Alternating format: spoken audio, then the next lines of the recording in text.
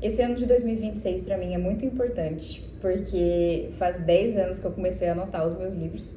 Eu sempre gostei de ler, desde que eu era bem pequenininha, mas quando eu tomei consciência de que isso era uma coisa que ia ficar na minha vida mesmo, assim, eu quis registrar. E aí, desde então, eu comecei a anotar. E eu anotava em papéis soltos, assim, depois eu passei para agendinhas. Mas eu tenho todos os livros que eu li desde 2016 anotados. Mês que vem, eu vou fazer 23 anos.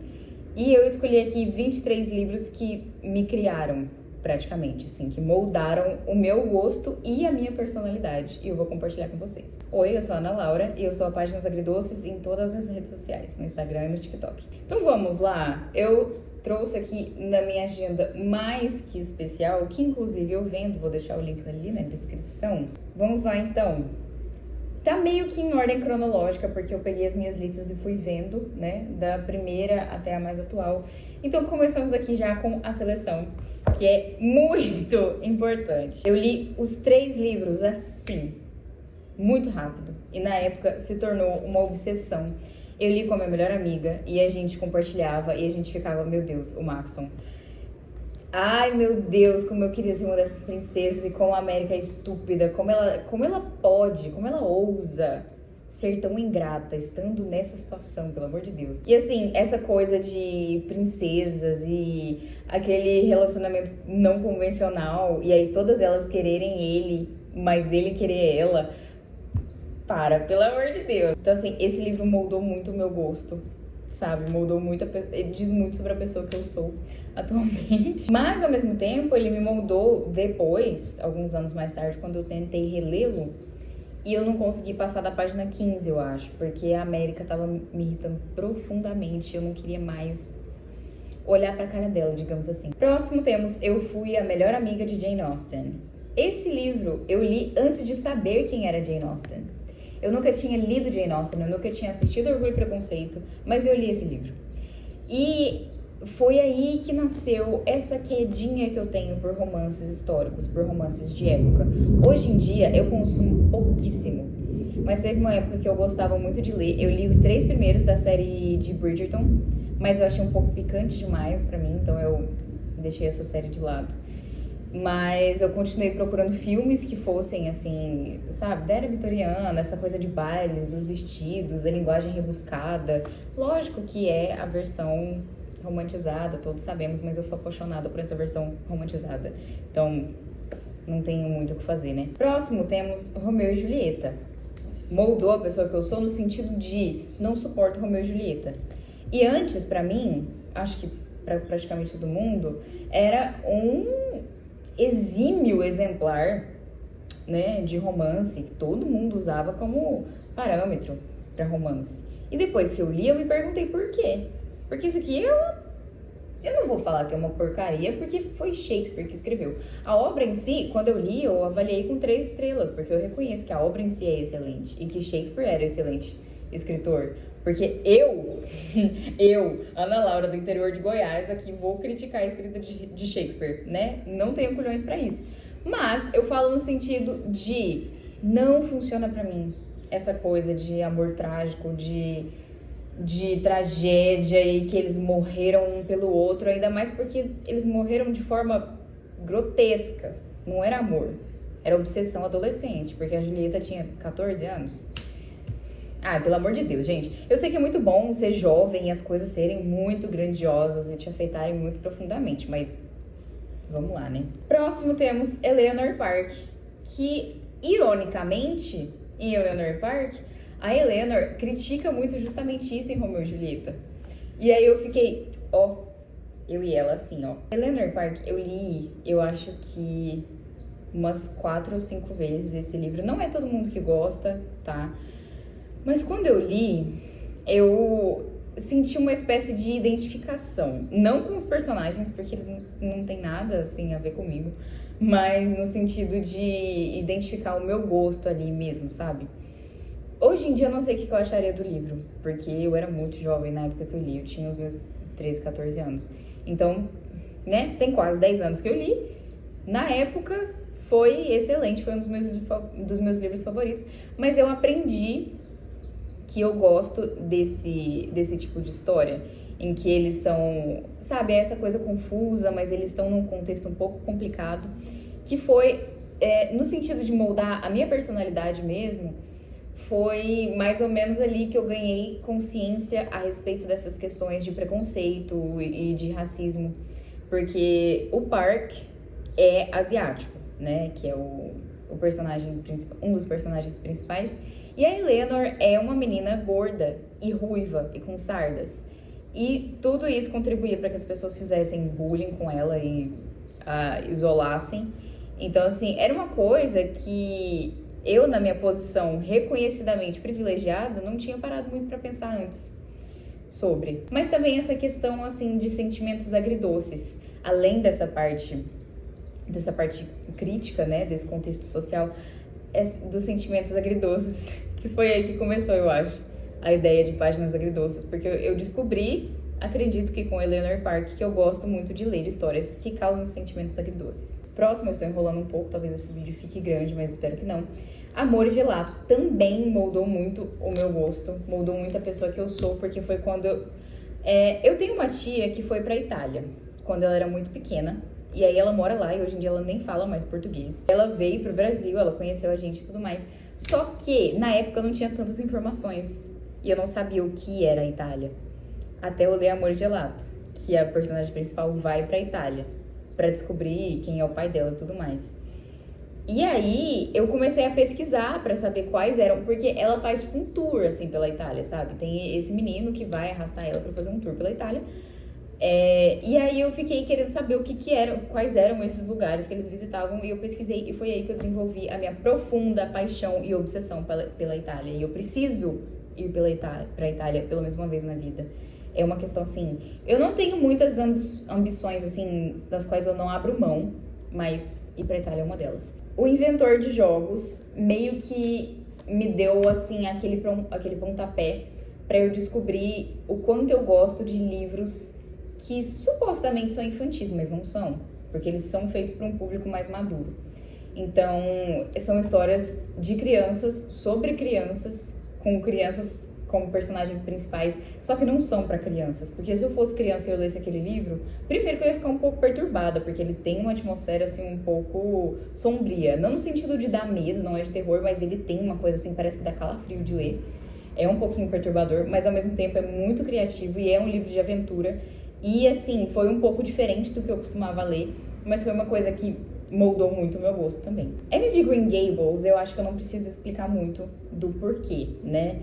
Essa coisa de imaginação e de usar palavras grandes e ver o mundo sob uma outra ótica, uma ótica mais bonita e mais simples e direta, moldou tudo, assim. Eu acho que Anne de Green Gables é grande parte do que eu sou e do que eu gosto hoje. O Colecionador de Ossos foi o primeiro romance policial, o primeiro livro de investigação que eu li com plot twist, e foi Amor à Primeira Lida, porque eu lembro até hoje, inclusive, não me orgulho muito dessa história, mas eu tava tão obcecada que meu pai tinha um evento pra ir, né, um jantar, assim, com os amigos e tal, levou todos nós da família. E eu tava tão obcecada por esse livro que eu levei ele junto comigo. E aí, enquanto eu estava lendo, meu pai passou com a bandeja, assim, de carne por cima de mim pra distribuir pro pessoal. E a bandeja deu uma tombada, assim, caiu um pouco de gordura em cima do livro. E ele não era meu, era da Biblioteca Municipal. Eu fingi que nada aconteceu, dei uma limpadinha ali no livro. Não ficou, tipo, não danificou, mas tinha uma mancha de gordura lá agora. E eu devolvi o livro como se nada tivesse acontecido. Como eu disse, não me orgulho, não repita. Mas enfim, sobre a história, é um policial que ficou tetraplégico em serviço. E aí ele se aposentou, parou de atuar na área, mas surgiu um novo serial killer na cidade. E aí ele acaba envolvido com esse caso e ele sente essa coisa, essa urgência de participar de novo, de fazer parte de novo. E aí vai ele sendo a cabeça da operação e a Amélia sendo o corpo da operação, porque ela, com licença, ela vai onde ele não consegue ir, né? Pelas limitações físicas óbvias. Mas assim, Ele é inteligentíssimo, inteligentérrimo. Ele é uma pessoa muito técnica, ele tem muito conhecimento técnico e desenvolveu muito em mim também essa coisa da curiosidade, de querer ser uma pessoa mais inteligente, querer ser uma pessoa que sabe das coisas. Flores para Algernon. O que eu posso falar de Flores para Algernon? É um livro também que, assim, moldou muito do que eu sou, tanto o meu gosto quanto dos meus valores, da minha personalidade. Porque é um livro tristérrimo pra mim. Inclusive, eu estou relendo agora com o meu clube do livro. Porque caso você não conheça a história, é sobre o Charlie, que é uma pessoa, ele é um adulto retardado. Ele tem o QI de 68, então ele é, de fato, sabe, atrasado intelectualmente. E ele vai passar por esse processo de uma cirurgia para aumento de QI. E aí esse livro é um relato, são relatos dele, porque ele tem que manter essa espécie de diário para os profissionais ali que estão fazendo esse experimento com ele acompanharem como está esse processo internamente. E ele vai mantendo esse diário, esses relatórios de progresso. E aí no começo do livro tem erros grotescos assim de ortografia, porque é ele escrevendo com o intelecto que ele tem. Só que é muito, muito triste, porque, assim, se você tem um mínimo de empatia, né? Acredito eu, porque se não tiver, não funciona muito o apelo do livro. Mas ele conta sobre os amigos dele do serviço e como eles são muito próximos e como eles sempre se divertem muito. Mas o sentido de diversão é que os amigos expõem ele a situações ridículas e perigosas, inclusive, para tirar sarro dele, para rir às custas dele. E aí, como ele não tem a capacidade intelectual de entender aquilo ali que está acontecendo, ele simplesmente acha que ele está se divertindo com os amigos, que é uma piada que eles compartilham entre si, sabe? E só de lembrar, eu arrepio, porque eu fico muito mal com essas coisas, de verdade. E aí, conforme vai passando o livro e esse experimento vai fazendo efeito nele, a inteligência emocional tende a não ser compatível com a intelectual. E aí vai tendo umas questões aí... Não tem mais o que comentar. É só ler. Eu acho que todo mundo precisa ler esse livro. A Mansão Hollow foi o meu primeiro Agatha Christie. O primeiro de mais ou menos uns 10, que a Agatha Christie ela lançou, eu acho que mais de 60 livros em vida, né? E eu li uma pequena porcentagem deles, mas mesmo assim eu acho que foi uma quantidade até boa. E esse foi o pontapé inicial, assim. Claro que o meu começo nessa coisa de investigação, de livro de assassinato, foi o Colecionador de Ossos, como eu disse. Mas Agatha Christie foi uma autora muito especial. Enquanto eu li, foi muito divertido. Mas chegou num ponto que eu li tanto a Agatha Christie que eu já sabia os padrões dela. E eu já adivinhava o assassino em poucos instantes, ali, em poucas páginas. E a escrita acabou se tornando muito familiar pra mim e acabou perdendo um pouco a graça. Mas essa coisa de... esse ar meio antigo, de detetives antiquados, sabe? Pra descobrir um assassino. Ai, eu não sei, virou minha paixão. Mulherzinhas, eu acho que é um livro que eu não preciso explicar muito do porquê que ele me criou. Porque é um livro sobre amizade, sobre irmandade, amor, fé, liberdade, se encontrar. É um livro sobre tudo, assim. O nome é Mulherzinhas porque eu acho que tudo que tem ali na essência do que é ser mulher tá inserido naquele livro. Pra mim, pelo menos, foi a impressão que eu tive na época. Eu li aos 16, 17 anos. Então, assim, na época foi o que eu compreendi. E até hoje ele tem um efeito muito forte sobre mim. O Jardim Secreto é mais um desses livros que eu falei pra vocês. Sobre livros sobre crianças que não são exatamente pra crianças. Se eu lesse ele quando eu era criança, eu ia gostar, eu ia entender. Ao contrário de O Inventor de Jogos, eu acredito que não seria tão fácil para mim de compreender. Mas é um livro que é melhormente aproveitado quando você lê mais velho. Livros sobre crianças sempre tem alguma moral da história, sempre tem alguma coisa que a gente pode tirar dali e que é uma coisa sutil, não vem exatamente como moral da história, não seja de tal jeito. Nunca vem assim, é sempre de forma sutis. Então eu acredito que a gente tenha muito a aprender com a literatura, com a ficção, no sentido de ser uma pessoa boa, ser uma pessoa que aprecia a simplicidade, ser uma pessoa que vê o belo nas coisas mínimas da vida. Nesse sentido, sabe? Posso estar divagando, posso estar sendo muito poética, mas pra mim isso é uma coisa muito forte. Acotar eu considero que foi sim um livro que me criou de certa forma, porque foi quando eu descobri a minha paixão por histórias fantasiosas, por livros de fantasia, que tenham uma coisa do romance junto, mas que tenham essa coisa de seres míticos, com essa magia, com coisas brilhantes e estrelas e não sei o que. E, sabe, essas coisas de corte também, porque eu amo categorização. Essas pessoas pertencem a esse grupo, porque esse grupo tem tais características. Eu sou obcecada por tudo que seja desse tipo. MBTI, casas de Hogwarts,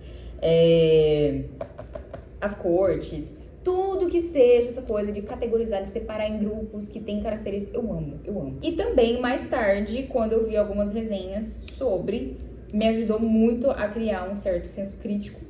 Então, eu acho que foi um divisor de águas pra mim, porque foi ali em Acotar que eu percebi que você gostar de um livro não significa que você acha ele bom. Então, isso deu uma desenvolvida, assim, sabe? Um lugar bem longe daqui foi quando eu descobri mesmo que eu gosto de livros que me deixem desconfortável. Que eu gosto de livros que me façam questionar as coisas e ler até meio assim, porque é difícil de digerir. É uma menina, já começa muito bem, né? É uma menina que tem essa família problemática, eles moram numa espécie de pântano, que as pessoas chamam de brejo, tanto é que chamam ela de menina do brejo. E a mãe dela não aguenta mais, porque o pai é um bebum podre, que bebe e bate nela, e é super agressivo, e é todas as péssimas qualidades de uma pessoa estão inseridas nesse homem. E aí a mãe não aguenta mais e vai embora, deixando este homem com os 3 ou 4 filhos, não me recordo. Aí o menino vai embora, e eu não me recordo se ele leva a menina junto também, a do meio. Só sei que os filhos também vão embora, porque eles já são maiorzinhos, e aí sobra o pai e a menina. E ela aprende formas de sobreviver, de se esconder dele, não ficar à vista dele, pra sobreviver. E é muito perturbador no sentido de ser uma coisa assim, é uma realidade que a gente não concebe que existe, mas a gente sabe que existe. Só que a gente deliberadamente ignora. Não no sentido de intencionalmente fazer isso, mas realmente é uma coisa que a gente é ignorante sobre. Eu tô generalizando aqui, mas realmente, na minha experiência, é uma coisa na qual eu não parava muito pra pensar. E é bastante perturbador. E tem muitas coisas abordadas ali, muitas problemáticas abordadas ali. E foi um livro muito forte. E eu descobri que eu gosto. De Lukov com Amor foi quando eu descobri que eu simplesmente amo Enemies to Lovers. Eu acho que foi aí que nasceu, não que nasceu a minha paixão, porque eu já conheci Orgulho e Preconceito, veja bem. Mas foi aí que eu falei, é isso aqui, entendeu? É isso aqui. Eu gosto disso aqui. Não anulando nenhuma outra trope, mas assim, é porque foi uma percepção mais forte pra mim. Porque eu sempre ouvi essa coisa de, menino e menina que briga, depois vai namorar. Aí eu ficava, do que esse povo tá falando? Eu entendi do que esse povo tava falando. Eu entendi de Lukov com Amor. E eu descobri também que eu amo livros com patinação no gelo. Ou essas coisas, esportes olímpicos e essas coisas. Eu descobri que eu gosto muito, embora eu não consuma quase nada. Leitura de verão foi muito importante pra mim, porque não é dos meus favoritos, mas foi quando eu conheci a Emily Henry e eu me dei conta de que eu gosto muito da escrita dela. De que eu gosto de autores que escrevam de forma mais real, sabe? Porque a Emily, ela tem tudo, sabe? Ela tem os melhores mundos ali juntos, porque ela tem as tropes famosas aí de livros, ela tem essa coisa um tanto fantasiosa, assim, da ficção nos romances dela, mas ao mesmo tempo ela inclui detalhes ali que são muito verdadeiros, que são muito viscerais, e você consegue se conectar com a história. Eu acho que é por isso que ou você ama ou você odeia, porque é questão de identificação. Não é uma coisa assim que todo mundo vai gostar, porque geralmente as pessoas preferem uma coisa que é mais fantasiosa mesmo, que é mais irreal, mas eu me identifiquei muito aqui. Eu me vi muito na escrita da Emily Henry, e até hoje tudo que ela lançar eu vou querer ler. Os Noivos do Inverno, eu acho que chegou num ponto que as pessoas me reconhecem quando elas me veem assim na For You, como a menina dos Noivos do Inverno. não devem nem saber meu nome, nem saber meu usuário, mas eles sabem que eu sou a menina dos Noivos do Inverno, de tanto que eu falei desse livro. E é um livro que não é muito conhecido. Hoje em dia ele é até um pouco mais, mas na época, assim, eu tava fuçando na Amazon e ele apareceu pra mim e foi a melhor coisa que poderia ter acontecido, sabe? Não tem condição.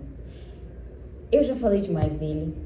Não vou usar esse vídeo aqui pra falar mais da história. Mas, assim, novamente, é outro livro que faz parte da pessoa que eu sou. Porque a fantasia é muito única, a forma de escrita é muito única. E eu acho que foi a primeira vez que eu tava lendo e eu percebi a protagonista como uma igual. Que eu realmente tava lendo, eu pensava, nossa, eu poderia ter escrito isso aqui. Não no sentido da escrita, mas no sentido da autopercepção da Ophélie. Da forma como ela se enxerga. E assim, isso não é bom. Talvez vocês me mandem pra terapia, vocês que já leram. Mas, isso aí aconteceu. A Hipótese do Amor foi também uma virada de chave pra mim, porque foi quando eu descobri que eu gosto desse tipo de livro. Que tipo de livro? Tudo. Tudo que tem Hipótese do Amor eu gosto. E eu descobri assim, porque eu li ele em um dia, e ele me causou coisas indizíveis. Ele alterou alguma coisa em mim pra sempre, que eu não vou saber o que é, não vou saber dizer. Não importa, Ali Hazelwood hoje em dia nem tem tanta graça pra mim mais, que eu leio os outros livros dela, não me afetam tanto, menos Amor Teoricamente, que ele conseguiu superar a Hipótese do Amor, mas assim, na questão de favoritismo. Porque na questão de sensação, assim, como ele foi o primeiro, acho que nenhum consegue derrubar. Mas eu descobri também que eu amo Namoro Falso, por causa de A Hipótese do Amor. Belo Mundo Onde Você Está foi o meu primeiro livro da Sally Rooney, que também foi onde eu descobri que ela é uma das minhas autoras favoritas e que eu amo a escrita da Sally Rooney. Da mesma forma da Emily Henry, ou você ama ou você odeia, porque não é uma coisa que foi feita pra caber no gosto de todo mundo. É muito particular, porque a Emily Henry, ela gosta de narrar a vida real, sabe, disfarçada de ficção. E eu gosto muito disso. Vou ler não ficção? Não. Mas vou ler ficção que parece vida real? Sim. Vai entender. Mas a Sally Rooney também, a escrita dela, a forma dela de escrever, define muito a pessoa que eu sou e o meu gosto. Cordialmente Cruel não foi de forma positiva, no caso. É porque foi o livro que me fez descobrir que eu detesto. Detesto é uma palavra um pouco forte, mas assim, que eu realmente não quero ler pirralhos que acham que sabem o que estão fazendo e vão tentar mexer com coisa de crime, de mistério, esse negócio me irrita. Foi quando eu percebi também que talvez eu evite um pouco livros que as pessoas digam que tem plot twist, porque se o plot twist for uma coisa mal feita, eu vou ficar extremamente irritada e eu vou detestar. Então acho que foi o que aconteceu aqui. Foi uma virada de chave pra mim também, só que não de forma muito boa. Divinos Rivais também, eu não vou falar muita coisa porque já tá passando um pouco, assim, eu tô com medo de acabar o meu espaço no celular. Mas, assim, me alterou pra sempre, me marcou pra sempre. E eu sei que eu disse que eu não gosto de romances trágicos, mas é igual Romeu e Julieta. Esse aqui pode, Divinos Rivais pode, ele pode tudo. Essa duologia, ela fez tudo pra mim. Eu chorei, eu ri, eu me apaixonei, Sabe, eu não tenho muito o que dizer, não. Eu só sei que esse livro, assim, ele ficou tatuado na minha pele. Como Arruinar um Casamento. Esse livro foi bem recente, ali no final do ano passado. E ele também foi um livro dessa leva aí dos desconfortáveis. Só que de forma, assim, foi desconfortável porque ele conversou muito comigo. Não que eu me identificasse tanto, assim, com a protagonista, porque aí sim vocês me mandariam pra uma psicóloga. No sentido de... Mas um pouco. Porque a protagonista, ela fala de anseios e preocupações e inseguranças dela, que às vezes a gente fica... É difícil, né? E assim, todo mundo é meio maluco. E a gente nunca sabe. Ai, meu Deus. É um pouco frustrante, assim, pra mim. Porque eu sei que ao mesmo tempo que ninguém nunca vai saber como eu sou de verdade, porque ninguém sabe o que se passa na minha cabeça. E por mais que o que sai daqui, minha irmã, por mais que o que saia da minha boca, o que transpareça nos meus gestos, seja grande parte de quem eu sou, ainda não é tudo. Tem mais uma imensidão aqui dentro. Ninguém nunca vai saber disso, porque mesmo se eu quisesse, não tem como botar isso tudo pra fora. Ao mesmo tempo, eu sei que eu nunca vou saber das outras pessoas. o que tá passando na cabeça delas, porque o que elas estão me mostrando é exatamente do mesmo jeito que eu. Isso é um pouco perturbador pra mim. E esse livro me puxou esse gatilho, me deu esse gatilho por algum motivo. Mas também tem essa questão de precisa mesmo você esperar chegar no fundo do poço, tão fundo assim, e você perceber que você tá literalmente prestes a morrer pra você mudar, pra você deixar de ser essa pessoa que se faz tão infeliz?